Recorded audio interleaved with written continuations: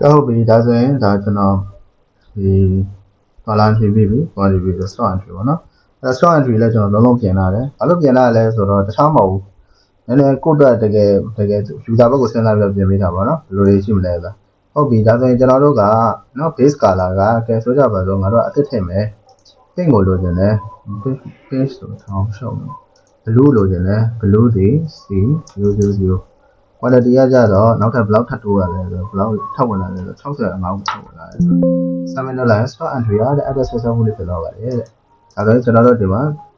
ကျွန်တော်တို့65 C00 C00 ကိုကျွန်တော်တို့ဒီမှာထပ်ပြီးတော့တိုးလာပါတယ်ဆိုကျွန်တော်တို့ပြင်ရတယ်ပေါ့နော်အဲ့တော့မှကျွန်တော်တို့က22ရက်နေ့နဲ့ date နဲ့ကြည့်အောင်22ရက်နေ့ date နဲ့ကြည့်လိုက်ရင်22ရက်နေ့ပေါ့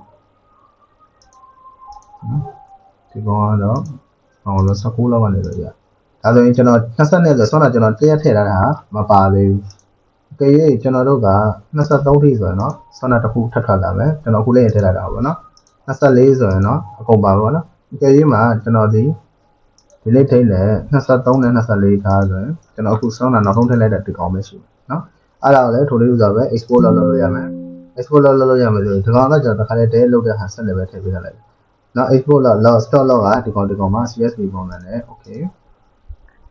ဒါဆိုကျွန်တော်တို့အကောင့်တော့စစ်ကြည့်အောင်နော်ဘုံလောက်ပြီးပြီ export လောက်stock လောက် entry ပေါ့နော် stock လောက် entry မှာကျွန်တော်နောက်ဆုံးကခေါင်းနဲ့ရှင်းလိုက်ဒီကောင်ပေါ့နော်ဒါဆိုရင်ဒါနောက်ဆုံးကျွန်တော်သွင်းခဲ့တဲ့ဟာပေါ့နော်ဒီလေးသွင်းခဲ့တဲ့ဟာပေါ့နော်ကဲဟုတ်ပြီဒါပဲတော့စစ်မလုပ်နဲ့လို့ကဲဟုတ်ပြီဒါဆိုရင်ဒါဒီ stock entry ဒါဒီ stock entry ပေါ့နော် entry stock ကိုကျွန်တော်တို့ entry ထည့်တဲ့အပိုင်းပေါ့နော်